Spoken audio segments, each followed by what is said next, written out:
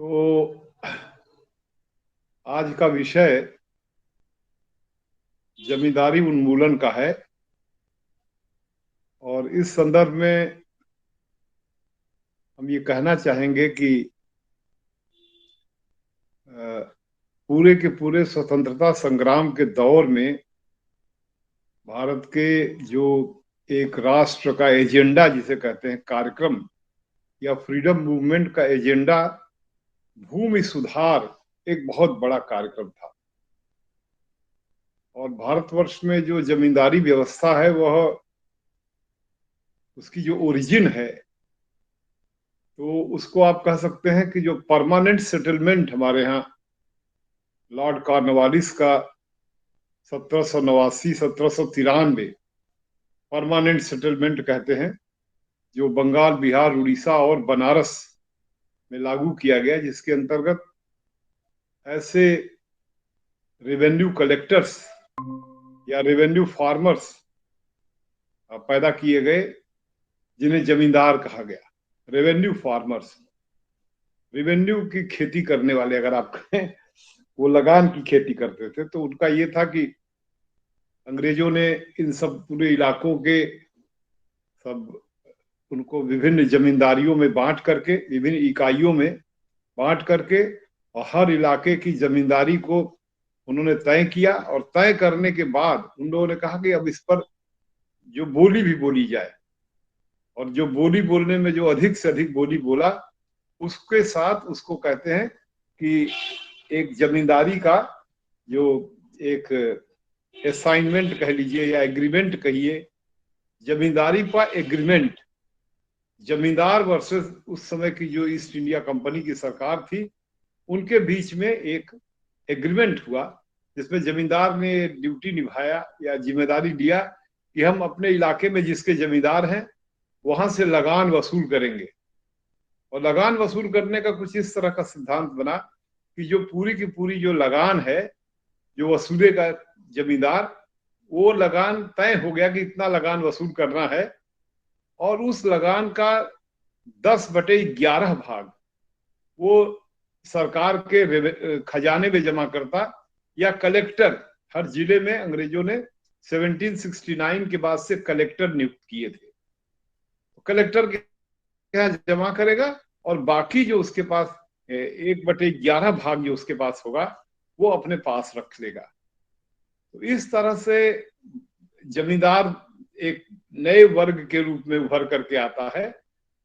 नया वर्ग इसलिए कि उसके पहले के जो जमींदार होते थे वो, उनका कैरेक्टर ये था कि वो बहुत प्राचीन काल से, पहले से, अर्थात मुगल काल से या सल्तनत काल से या उसके पहले का जो राजपूत काल है या और उससे पहले से भी भारत भूमि पर विभिन्न इलाकों में जमीन के मालिक कह लीजिए या जमींदार भी कह सकते हैं, वो लोग चारों तरफ फैले हुए थे। अर्थात पूरे भारतवर्ष का अगर आप कोई एक जमीन के आधार पर चित्र देखना चाहें तो आप कन्याकुमारी से कश्मीर तक, गुजरात से असम तक अगर इसी क्षेत्र को देखें तो पूरे भारतवर्ष में जमींदार लोग, ये पूरी पृथ्वी जो इस भूखंड की है उसमें एक जमींदार लोग भी थे जो कई गांवों के ऊपर होते थे। और जमींदार वो बने थे कि उनके किसी न किसी पूर्वज ने उस इलाके के किसी राजा की सेवा करने के एवज में, सैनिक सेवा के एवज में, या और भी बहुत सी सेवाएं थी, जैसे मंदिर थे या और भी जो धार्मिक स्थल थे, उनको भी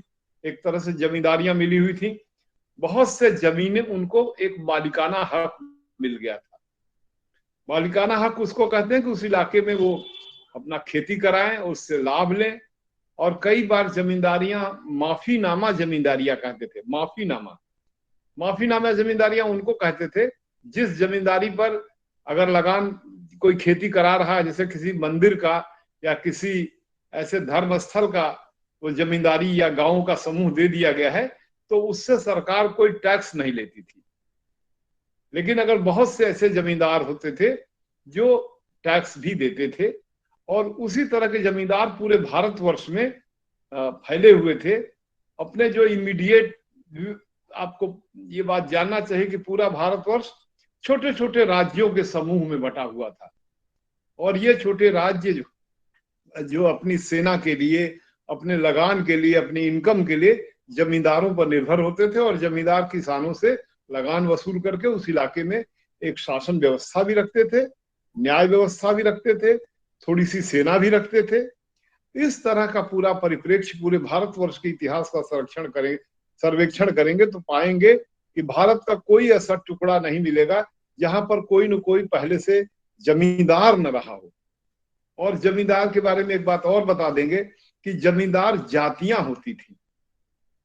इसके बारे में नहीं कि जो जो परंपरा से तथाकथित उच्च जातियां थी वही जमींदार थी, लेकिन बहुत से ऐसी भी जातियों के लोग थे जो पारंपरिक रूप से उच्च जाति के नहीं थे, वो लोग भी जमींदार थे, लेकिन उनकी संख्या बहुत कम थी।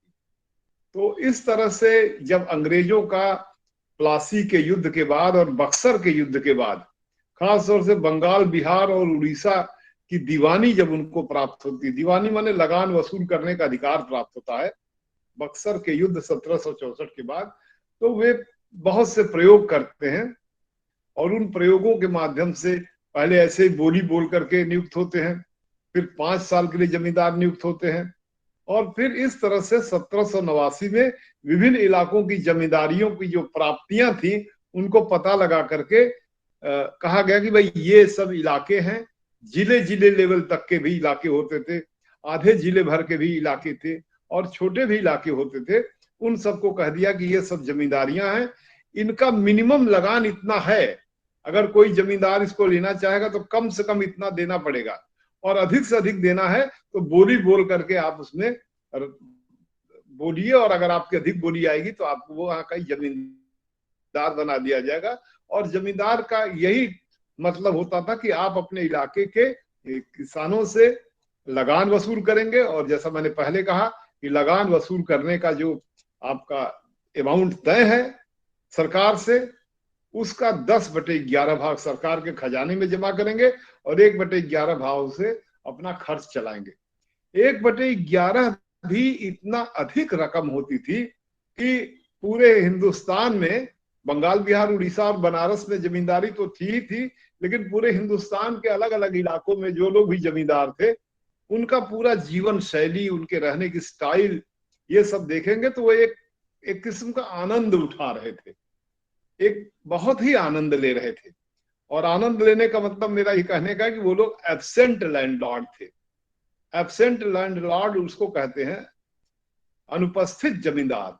अर्थात मान लीजिए जैसे किसी की बंगाल में जमींदारी हो तो अपने जिस इलाके में जमींदारी है वहां पर उसका घर वगैरह और सब बड़े बड़े बनाए हुए हैं किले नुमा घर, लेकिन मैक्सिमम सब कलकत्ता में रहते थे और खेती से कोई मतलब नहीं होता था। उनका एक मैनेजर होता था जो मैनेजर उन सब खेतों की व्यवस्था करता था, लगान वसूल करता था और राजा के यहाँ या राजा जमींदार के यहाँ एक हिस्सा देकर बाकी सरकारी खजाने में चला जाता था। और इस तरह से आप देखेंगे कि 1789 से लेकर के 1857 तक, मतलब जबकि पहली जो गदर होती है तब तक का पूरा अगर सर्वेक्षण करेंगे तो ये जमींदार बने रहे। 1857 के गदर के बाद भी क्योंकि अंग्रेज लोग विजयी हुए और जमींदार लोग मैक्सिमम न्यूट्रल रहे, न्यूट्रल क्या रहे, अंग्रेजों का साथ दिए, इसलिए उनकी जमींदारी बरकरार रही और वो लोग लगातार अंग्रेजों का ही साथ देते रहे।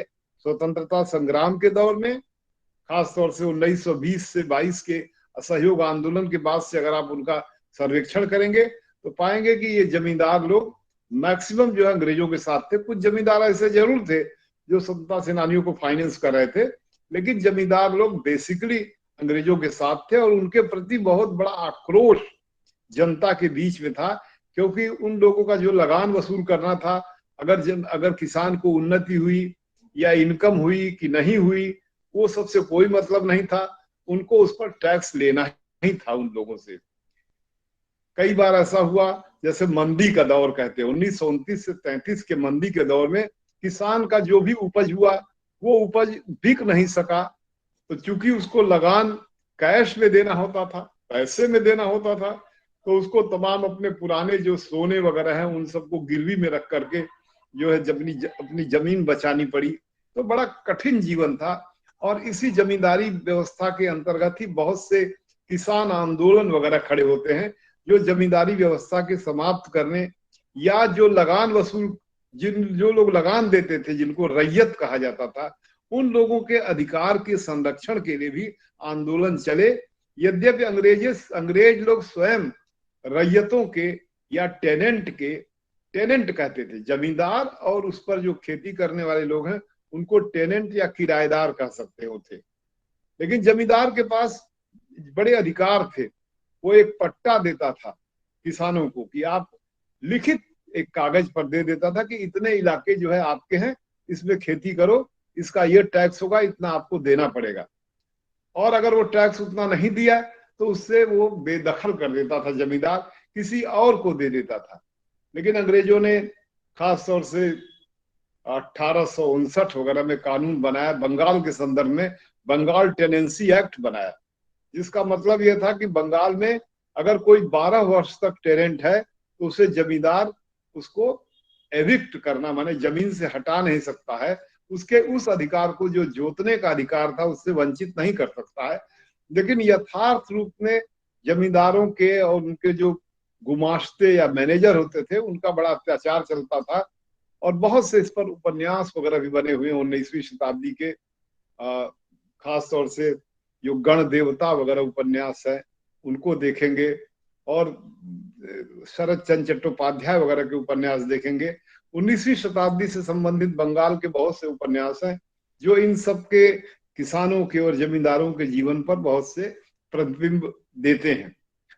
और फिर खास तौर से जो ये स्वतंत्रता संग्राम के दौर में तमाम प्रकार के जो सुधार होते हैं संवैधानिक, उन सुधारों के परिप्रेक्ष्य से भारत में जो कांग्रेस पार्टी है वो विभिन्न राज्यों में सत्ता में आती है, और कुछ कुछ विभाग जो है अंग्रेज देते हैं कि भाई आप इसके मंत्री बनिए।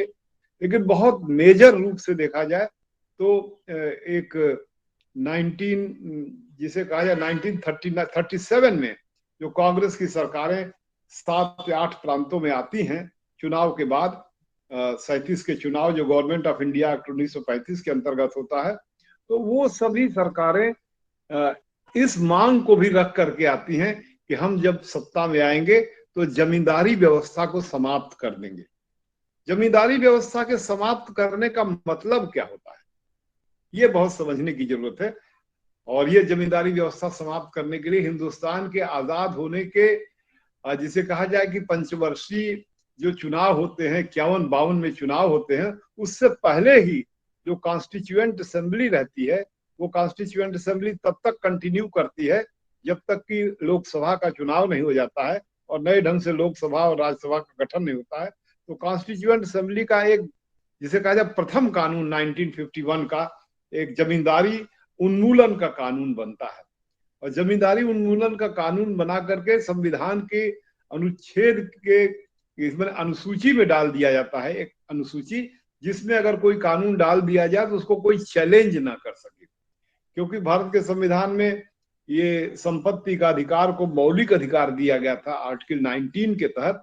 तो ये भी सोच करके कि उस समय के जो नेता थे उन लोगों ने जमींदारी को एबॉलिश करते समय ये भी सोचा कि इस पर बहुत से मुकदमों की बाढ़ ना आ जाए, तो उनको जो है जमींदारी को उन्मूलन किया और उसको जो है संविधान के अनुसूची में डाल दिया, अनुसूची क्या शेड्यूल में डाल दिया। और ये जो जमींदारी एबॉलिशन हुआ, इसका मतलब क्या है ये जानना चाहिए कि किसान और राज्य के बीच में जो बिचौलिया है, जो लगान वसूल करने वाला बिचौलिया है, उसकी कोई जरूरत नहीं है। और अंग्रेजी राज्य के दौर में और पहले के कानूनों में जो बिचौलिया या जमींदार होते थे, वो उनका एक प्रॉपर्टी राइट था। परमानेंट सेटलमेंट जो स्थायी बंदोबस्त लॉर्ड कॉर्नवालिस के समय होता है, उसमें जमींदार को जो जमींदारी मिलती है उसके बारे में कहा गया कि वो एक उसका प्रॉपर्टी राइट है, संपत्ति का अधिकार है। जो उसके आने वाले जो वंशज हैं वो उस संपत्ति के अधिकार को ले लेंगे, उनके बच्चों में वो संपत्ति बढ़ती रहेगी। इस तरह से लगान वसूल करने का अधिकार एक प्रॉपर्टी राइट के रूप में आया। तो भारत जो स्वतंत्र होता है तो जमींदारी को एबॉलिश करके उस प्रॉपर्टी राइट को खत्म कर देता है। लेकिन खत्म करने के बाद हर एक जमींदार को कंपनसेशन भी सरकार देती है, मुआवजा देती है, और मुआवजा दे करके उनकी जमींदारी लेकर के और किसानों के पक्ष में ये निर्णय होता है कि जिस भी इलाके के जो किसान भूमि के जोतने वाले लोग हैं उनको भूमिधर या उस भूमि का मालिक बना दिया गया और भूमिधर बनने के लिए उनको कुछ पैसे वगैरह देने कहे गए। इतना जमा करके आप अपने इलाके में जहां भूमि जोतते आ रहे थे आप उसके भूमिधर हो जाइए या भूमि स्वामी होइए। और जो लैंड रेवेन्यू के जो रिकॉर्ड होते हैं, भूमि का जो एक जिसे कहा जाए रिकॉर्ड या जो भूमि का पूरा लेखा जोखा रहता है, आप देखेंगे कि पूरे भारतवर्ष में अंग्रेजों ने एक बहुत बड़ा काम किया, जो यद्यपि आप देखेंगे अकबर के समय से उसको देख सकते हैं या उसके पहले शेरशाह सूरी के समय से देख सकते हैं कि पूरे भारतवर्ष के विभिन्न इलाकों के जमीन की क्या प्रकृति है, जमीन की ओनरशिप क्या है, उस पूरे जमीन का मैप कैसे बनेगा। आप देखेंगे कि अंग्रेजी राज्य में खास तौर से हर एक जमीन का और हर एक गांव का एक नक्शा बनाया जाता है। आप कहेंगे नक्शा क्या होता है? नक्शा मतलब उनके गांव के जितने भी खेत हैं उन सब के नंबरिंग दे करके और उनके फोटो एक तरह से हाथ से पूरा कार्टोग्राफिक नक्शा बना करके, और हर एक गांव का एक नंबर तय होता है और फिर नंबर के साथ उसकी टाइटल तय होती है कि कौन ओनर है। इस तरह से जो विभिन्न गांव के ओनर तैयार किए गए थे, पहले से ही तैयार थे, जमींदारी व्यवस्था के अंतर्गत भी तैयार थे कि भाई ये गांव है, इसमें इन खेतों का ये ओनर है, यद्यपि ये जमींदार के अधीन है लेकिन जोतदारी का अधिकार है उसके पास। तो वो सभी के सभी जो जहां कहीं भी जो जोतने वाले जो ओनर थे उन सबको उनका मालिकाना हक बनाया गया और एक केंद्र सरकार का कानून बनता है 1951 में, जमींदारी उन्मूलन अधिनियम आता है और हर एक राज्य को, पूरे भारतवर्ष के सभी राज्यों को ये कहा जाता है कि आप अपने अपने राज्य में अपने राज्य की परिस्थितियों के अनुसार कानून बनाइए और उस कानून के आधार पर आप अपने यहाँ जो है किसानों को या खास तौर से जो जोतदार हैं, जो टिलर्स हैं, उन लोगों को भूमि का मालिक बनाइए। और ऐसे सब जो जमींदारी अबॉलिशन का जो प्रयास हुआ, इस प्रयास के बारे में बहुत से इतिहासकारों ने लिखा, खासतौर से एरिक स्टोक्स एक ब्रिटिश हिस्टोरियन ने जो पीजेंट एंड द राज नामक पुस्तक लिखा, उसमें इस पर बड़ा चर्चा किया, या कैम्ब्रिज इकोनॉमिक हिस्ट्री में भी इस पर बहुत अच्छी चर्चा हुई है कि किस तरह से ये जमींदार लोग हटाए गए, लेकिन यथार्थ में बहुत से इलाकों के जमींदार उनकी जमींदारी की जो जमीन थी वो उसको बचा ले गए। किसान लोग जो जोतदार थे उनके हाथ में नहीं जा सकी। तो ये सब भी जमींदारी अबॉलिशन के समय की बड़ी महत्वपूर्ण बात है। आज पूरे भारतवर्ष में आप देखेंगे कि जमींदारी अबॉलिशन होने के बाद तो छोटे छोटे किसानों के पास भूमि होनी चाहिए, लेकिन बहुत से प्रांतों का सर्वेक्षण करेंगे, बिहार का करेंगे, उत्तर प्रदेश के भी कई जिलों का करेंगे सर्वेक्षण, या बंगाल के करेंगे, या दक्षिण भारत के भी कई जिलों का सर्वेक्षण करेंगे, तो पाएंगे कि बहुत से जमींदार, चाहे वो धार्मिक जमींदार हो अर्थात किसी धर्मस्थल के लोग जमींदार हों, ये सब के सब लोग जो है वह बहुत बड़ी बड़ी भूमियों के स्वामी बने हुए हैं और इनके इलाके की जो भूमि है वह उन जोतदारों के हाथ में नहीं आ पाई जिन जोतदार लगातार उस पर खेती करते आ रहे थे, जिसके चलते आप देखेंगे कि जमींदारी व्यवस्था के उन्मूलन में एक सही ढंग से कार्रवाई न होने के कारण एक खास प्रकार का किसान आंदोलन स्वतंत्र भारत में खड़ा होता है, जिसके बारे में हम लोग चर्चा भी करते हैं, जैसे नक्सलाइट आंदोलन, नक्सलबारी आंदोलन, जो बिहार से बंगाल की समय के जाते समय कूच बिहार वगैरह के आसपास एक गांव नक्सलबारी पड़ता है, वहां के किसानों ने एक खास किस्म के मार्क्सवादी लेनिनवादी ढंग से बड़ा भारी आंदोलन चलाया और उसी आंदोलन के फलस्वरूप कह सकते हैं कि बंगाल में सीपीआई एमएल के लोगों का तो नहीं सत्ता में आए, लेकिन जो कम्युनिस्ट पार्टी मार्क्सिस्ट और कम्युनिस्ट पार्टी ऑफ इंडिया, ये लोग मिल करके बहुत लंबे समय तक बंगाल में इनका शासन रहा। अगर मैं सही कह रहा हूं तो 1969 से लेकर के और जब तक ये ममता बनर्जी अभी हाल में पावर में नहीं आई तब तक लगातार ये लोग सत्ता में बने रहे। उसके पहले कांग्रेस पार्टी सत्ता में थी 1947 से 1968-69 तक। जमींदारी अबॉलिशन करने का एक जिसे कहा जाए पुरस्कार, आप देखेंगे कि 1951-52 के चुनाव में ये जमींदारी एबॉलिशन करने का, जमींदारी के उन्मूलन करने का जो एक श्रेय होता है, उस श्रेय के चलते इतना अधिक कांग्रेस पार्टी को समर्थन मिलता है कि पूरे भारतवर्ष के हर एक राज्य में ये लोग विजयी होते हैं। कोई ऐसा राज्य नहीं जहां ये विजयी न हो।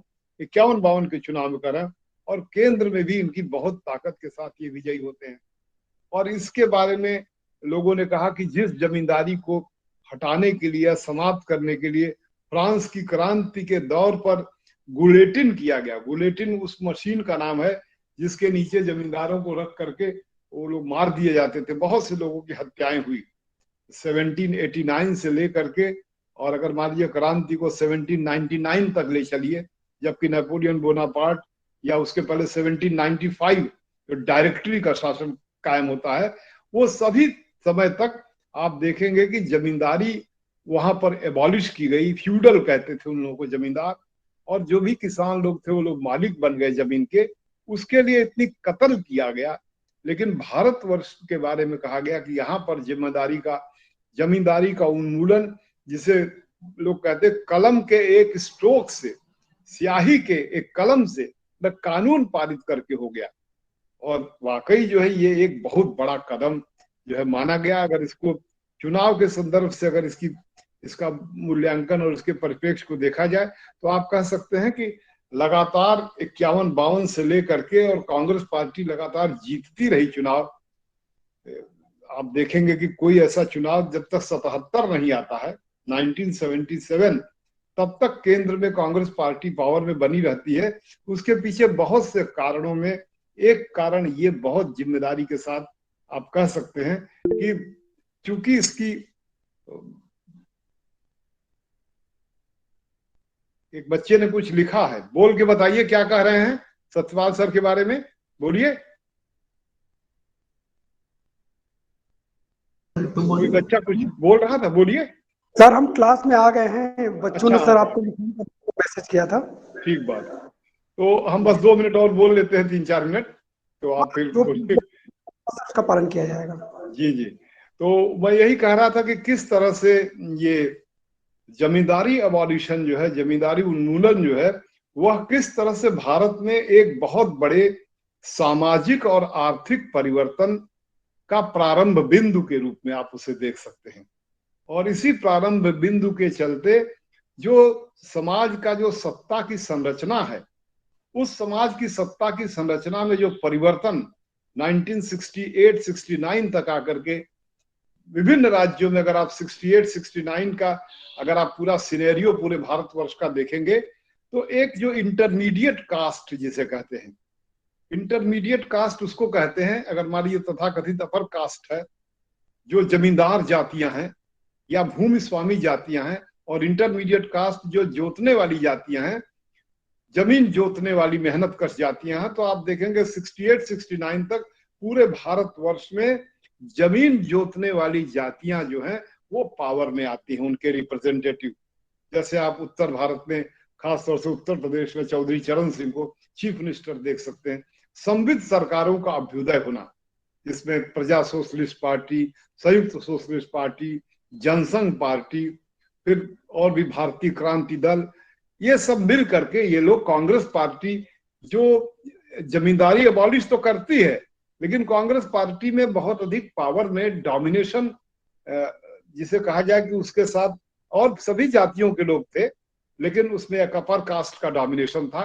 तो धीरे धीरे आप देखेंगे कि भारत में इंटरमीडिएट कास्ट का, और उसके बाद आप कह सकते हैं लोअर कास्ट का, जो राजनीति में एक विशेष ढंग से, खासतौर से ग्रीन रिवॉल्यूशन के बाद भारत में जो 60 के दशक तक आते आते हरित क्रांति होती है, उस हरित क्रांति को जमींदारी एबॉलिशन से अगर मिला करके आप देखेंगे, तो भारत में नए प्रकार के सत्ता संरचना के निर्माण में जमींदारी उन्मूलन को आप देख सकते हैं कि जमींदारी उन्मूलन एक ऐसी पृष्ठभूमि को तैयार करता है जिससे भारत में जो समाज की सत्ता संरचना है, सत्ता संरचना का तात्पर्य है कि कौन निर्णय लेने की क्षमता रखता है। सत्ता माने निर्णय लेने की क्षमता, तो उस निर्णय लेने की क्षमता में वो तमाम समुदाय के लोग, वर्ग के लोग सत्ता में आते हैं, जो लोग बहुत लंबे समय तक बस जोतदार हुआ करते थे या छोटे किराएदार होते थे जमीन के। तो जमींदारी एबॉलिशन का इस तरह से आप महत्व देख सकते हैं। और इसी के साथ एक तालुकेदार लोग हुआ करते थे, वो जमींदार तो नहीं थे, लेकिन उनके उनके नियम कुछ अलग ढंग से थे। जैसे उत्तर प्रदेश में आप देखेंगे, लखनऊ में तालुकेदारों के नाम पर एक कॉलेज ही था, जिसे कहते हैं कॉलविन तालुकेदार कॉलेज लखनऊ में है, जिसमें तालुकेदार परिवार का बच्चा ही एडमिशन लेता था। और वहां पर जो उनके, अगर आप कभी लखनऊ में जा करके कॉलविन तालुकेदार कॉलेज में जाइए तो देखेंगे कि एक एक परिवार का वहां पर बना हुआ है, जिसे कहिए हॉस्टल बना है, लेकिन उसमें अकेले एक ही परिवार का लड़का रहता था, उसके परिवार के लोग नौकर चाकर भी उनके साथ रहते थे। तो तालुकेदार के बारे में भी जमींदारी के साथ बताना चाहूंगा, जिसके एबॉलिशन पर जमींदारी व्यवस्था का बहुत असर नहीं पड़ा, क्योंकि हर इलाके में भारत का सर्वेक्षण करेंगे तो जो तालुकेदार थे या कुछ इलाकों में मालगुजार उनको कहते थे, जैसे मध्य प्रदेश में मालगुजारी वसूल करने वाले बड़े बड़े लोग थे, उसी मालगुजार, तालुकेदार, पुराने जमींदार परिवार के लोग आप देखेंगे कि भारत की राजनीति के शुरुआती दौर में बहुत ही शीर्ष पर रहते हैं।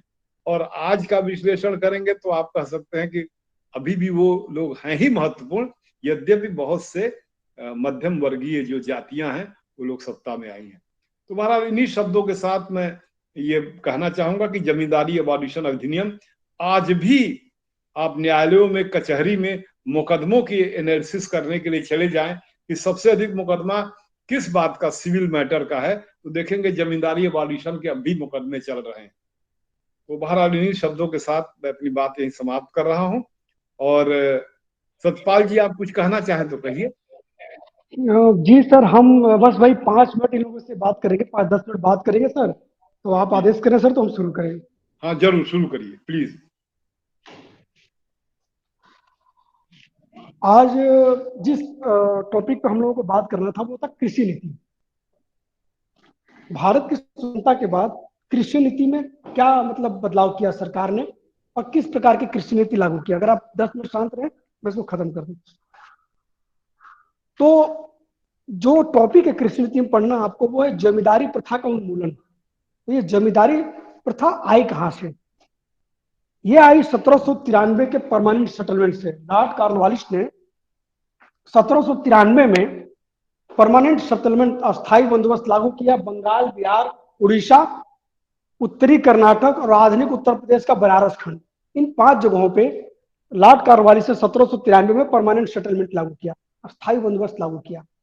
और यहाँ जब अस्थायी बंदोबस्त लागू किया इन 5 जगहों पे, बंगाल, बिहार, उड़ीसा, आधुनिक कर्नाटक का उत्तरी भाग और आधुनिक उत्तर प्रदेश का बनारस खंड, तो मतलब सरकार के बीच में, यानी ईस्ट इंडिया कंपनी के बीच में और किसानों के बीच में एक तीसरा आदमी आ गया बीच में, जिसको क्या बोला गया? मध्यस्थ। और उस मध्यस्थ को क्या कहा गया? जमींदार। वो जो जमीन था, जमीन का मालिकाना हक किसको दे दिया गया? जमींदार को। इससे पहले जमीन पे मालिकाना हक राजा का हुआ करता था, नवाब का हुआ करता था। इस मालिकाना हक को एक जमींदार के अंतर्गत कर दिया गया और जमींदार को ये अधिकार दिया गया और ये आदेश दिया गया कि भैया जो भी आप लगान वसूल करिए उसका 89% भाग आप कहां जमा करेंगे? ब्रिटिश खजाने में जमा करेंगे। ब्रिटिश खजाने का मतलब क्या है? जो 1772 में जो बोर्ड ऑफ रेवेन्यू बना हुआ है उसी में आप जमा करेंगे और आपको इसके बदले में कितना मिलेगा? 11%। वो क्या होगा? उसको क्या शब्द बोला गया भाई? आपको क्या दिया जाएगा? 11% बताएं, क्या दिया जाएगा? 11% कमीशन। क्या दिया जाएगा? आपका कमीशन कितना होगा? 11 किलो। जैसे मतलब 11%। मैं किलो इसलिए मैं बता रहा हूं कि मैंने ये मान लिया कि चलिए 100 किलो जमींदारी में तय हुई है अनाज, तो उसमें ये 89 किलो कहां जमा कराएंगे? खजाने में। और भूमि की माप कराएगी और तय किया गया भाई इतना कुंटल, इतना 100 कुंटल यहां हो सकता है, ठीक। उसका 89% जमींदार को जमा कराना था बोर्ड ऑफ रेवेन्यू के ऑफिस में और 11% खुद को रखना था।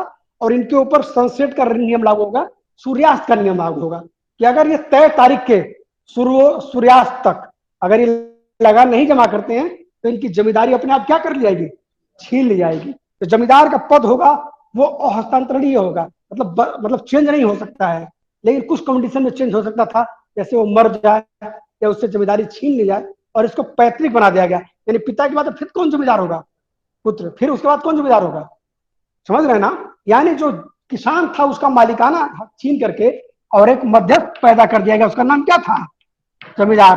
अब भूमि का मालिकाना हक इसी के पास था। भारत जब स्वतंत्र हुआ 1947 के बाद और 1950 में सबसे पहले उत्तर प्रदेश सरकार ने गोविंद बल्लभ पंत के नेतृत्व में 1950 में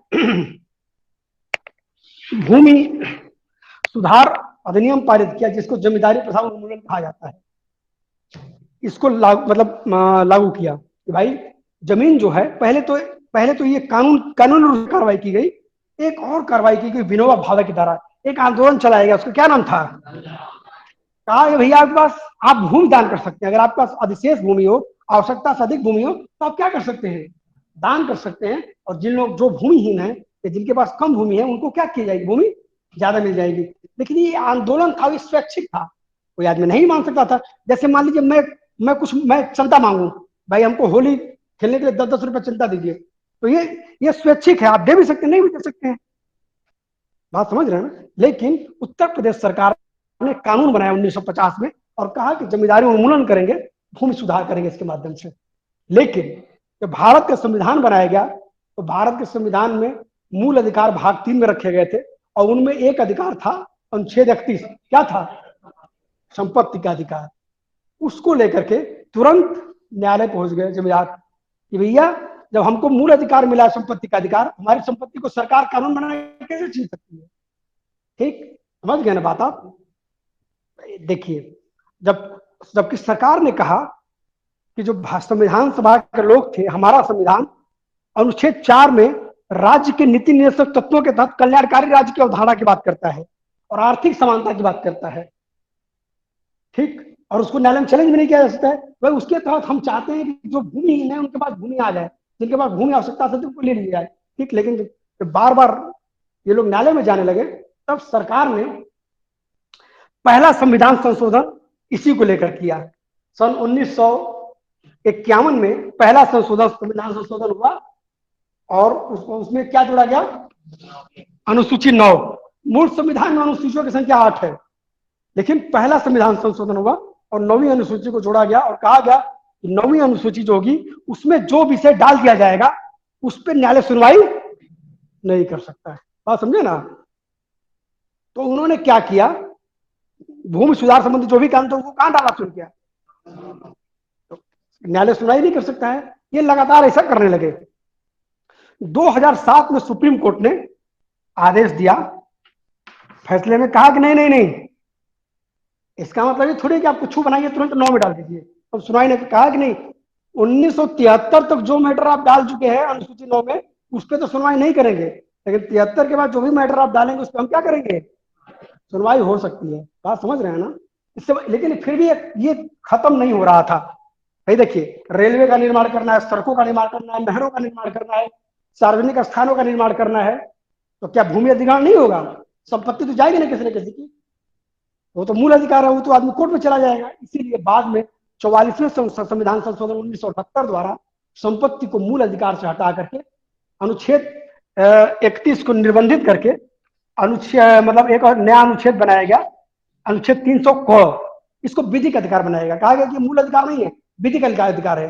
भैया इसका मतलब ये नहीं है कि हम संपत्ति का अधिकार मूल अधिकार से हटा रहे हैं, कोई किसी की संपत्ति को कब्जा कर लेगा तो व्यक्ति न्यायालय में नहीं जा सकता, ऐसा नहीं है। विधिक अधिकार है, कानूनी अधिकार है कि आपकी संपत्ति का नुकसान हो तो आप कहां जाएंगे, न्यायालय में, लेकिन आपका मूल अधिकार नहीं है। बात आप समझ रहे हैं ना। विधिक अधिकार ऐसा नहीं है कि मैं पेन तुरंत ऐसे ये संपत्ति का अधिकार हम रख लें पॉकेट में, ऐसा नहीं है, या इनकी जमीन हम कब्जा कर लें।